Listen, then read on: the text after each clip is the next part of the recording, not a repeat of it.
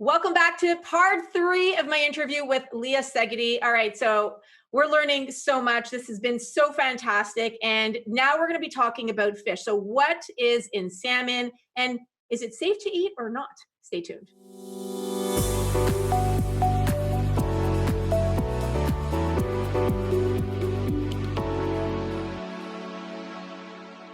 Welcome back, Leah, to part 3 of our interview. I have to say, this has been mind-blowing, so interesting. And again, I'm so grateful that you're doing this for us and educating us and teaching us. Okay, salmon. It's one of my favorite things to eat. I normally buy organic salmon. I try to buy it from Costco or from wherever it is I'm shopping. Is it okay to eat? Is it not okay to eat? Talk to us.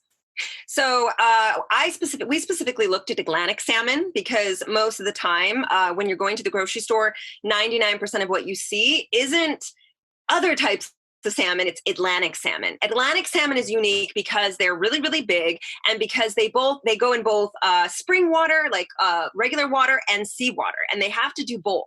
And so that's why they're so unique and unusual and they get really big.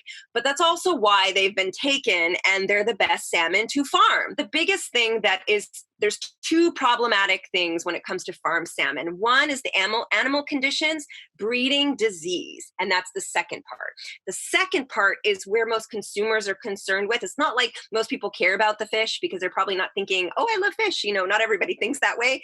But if you don't love fish because they're harder to kind of hug and warm up to because they're not fuzzy, then think about the antibiotics. When it comes to the antibiotics, they're using these drugs for good reasons because they want to get rid of lice and they want to get rid of all these diseases in the fish. And that's a good thing. However, what's bad about it is antibiotic-resistant bacteria. Antibiotic-resistant bacteria is one of the top 10 things that the CDC in the United States, the Center for Disease Control, is concerned with because antibiotic bacteria and the spread of that literally means the end of modern medicine. Now, what does this mean? There are certain bacteria that you can get that do not react to antibiotics. So you can take all the antibiotics you want, nothing happens. So it's antibiotic resistant bacteria. Now, this type of resistant bacteria does come to us from two basic areas. One of it is overproduction and overuse of antibiotics by doctors. So when you go to the doctor and you keep asking for them and keep getting them, these types of things breed more bacteria. But the second thing is animals. And so CAFCOs, so these factory farms, the factory farmed animals, chickens, pork, fish. Fish are a big one. Now, it's really interesting because when we're talking about farmed fish, that's most of the fish out there. Wild fish is a lot better, but it depends on where you're getting it, right? So when fish are wild, you want to get them from places that are not polluted. So if you think about, oh, wild fish, that's great. Wild from where it's safe to be wild, okay? And some places are not safe to be wild, like the Baltic Sea, for instance. Now, this is why I'm telling you about the Baltic Sea. So many, many years ago, there was a study done on PCB contamination in Atlantic salmon. And this is one of the things that we looked at. And they looked at Atlantic salmon from all over, from Chile in South America, from Scotland, from Norway, those are the main places where they farm these fish. And they found PCB levels were off of the charts with farmed fish versus wild fish. So what the industry did was, oh no, they found that the PCBs were coming from wild fish that was eaten by the big fish. So salmon they eat fish. That's what they do. They're carnivores, right?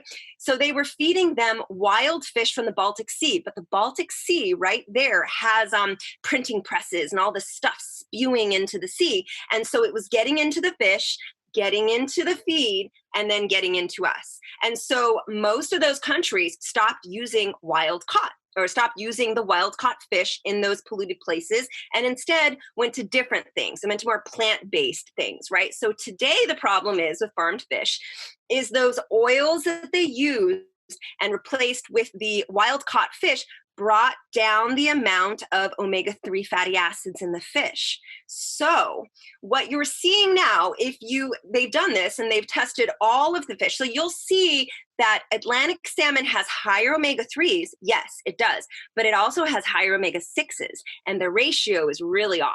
So now now that the Norwegians and all of these farmed fish people, they're seeing this happen, now they're going to go to another way of feeding the fish, and I'll have to look at that, and et cetera, et cetera. So there are some good farmed fish out there. Where you will find them is northern Norway. Now, why?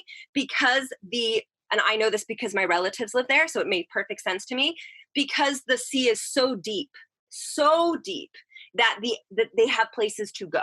Right? So that means that there's more wind current, less disease. And in northern Norway, what you will find is they get these little sucker fish, these like they're really ugly little fishes, and they eat the lice off the big fish. And so there are a lot of northern Norwegian farmed fishing companies that we actually said were great because high omega-3s, low omega-6s, they don't use antibiotics, they don't use any drugs.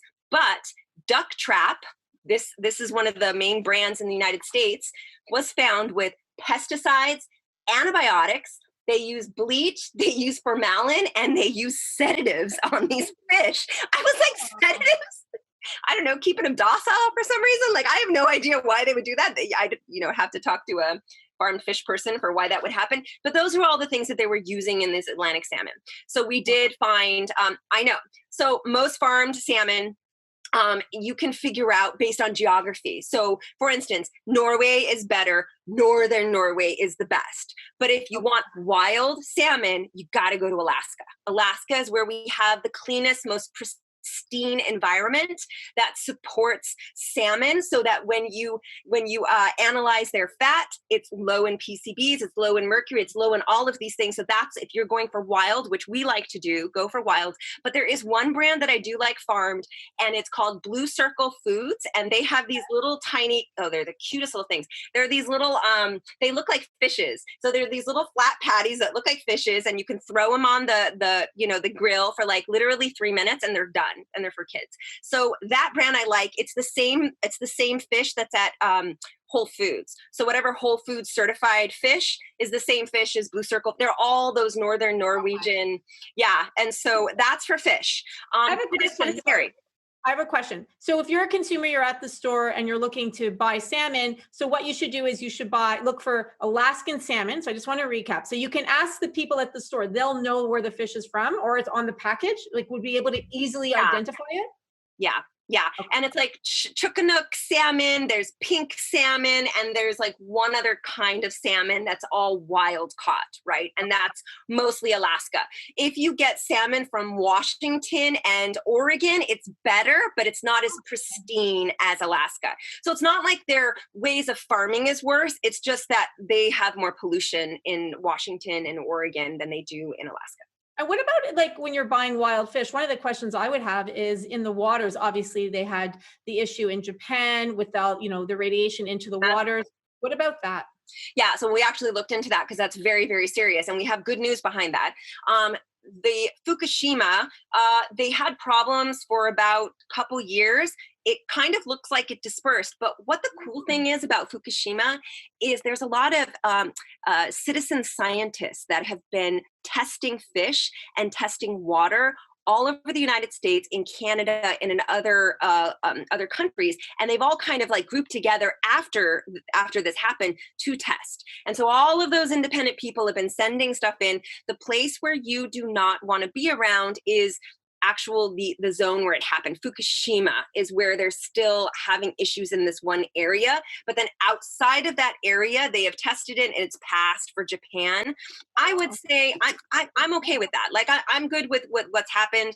I feel safe with seafood. I'm not worried about Fukushima. I think like a lot of people are, because when you test the fish, if you don't find it, you don't find it. It's not there, So that's what they have looked into it, and it's a lot better. However, the problem with Fukushima is they don't know how to get rid of these nuclear contaminants. They still have them literally sitting in vats in this area, and that is going to be a problem. So in the future, I don't know what they're going to do with those contaminants, how they're going to get rid of them, and that's what I think we should be more worried about than actually the fish right now. Interesting. That is good news then for those of you who like to eat wild fish. So again, we're going to recap. Look for Alaskan fish. Alaskan. Is it just salmon or any type of Alaskan fish? I'd say salmon. I haven't looked into all of them, so I don't know the answer. Yeah, but salmon is great. Salmon. And then Norway, but not from the Baltic Sea. Northern Norway. Northern Norway. Specifically for the brands that don't use antibiotics and don't use pesticides because they're using those little fish.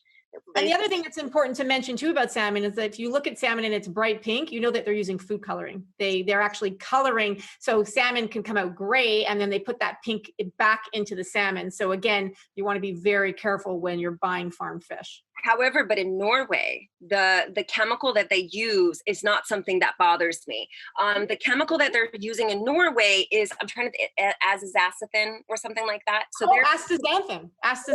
They're putting that into the fish and it's like a algae based, and that's also how they're boosting up the omega-3 content. So in Norway, I don't have a problem with what they're doing with that, but I don't know what they're doing. I didn't actually look into the dye in the other countries because all the other stuff was so bad. It's like, if you're going to worry about dye versus the antibiotics, I would worry about the antibiotics first. And if they're doing antibiotics, they're probably doing dyes. They're probably doing all those other things, Wow. No, very informative, Leah. Thank you. It was great information. Thank you so much for being on our show today. And I appreciate part 1, part 2, part 3. We've got a plethora of information that we now can go and process and listen to, and we're going to throw links below. Leah, you're the best. I love you. Thank you for being on our show. Thanks to all of you for watching. Please share this video because the more you share shows you care, and leave us a comment below. What type of salmon do you buy? And now, what type of salmon are you going to buy after watching this video? We'll see you next time. Thank you so much for watching, and please give us a big thumbs up and hit that notification bell so that you are notified every single time we have a new Morphus video. See you next time.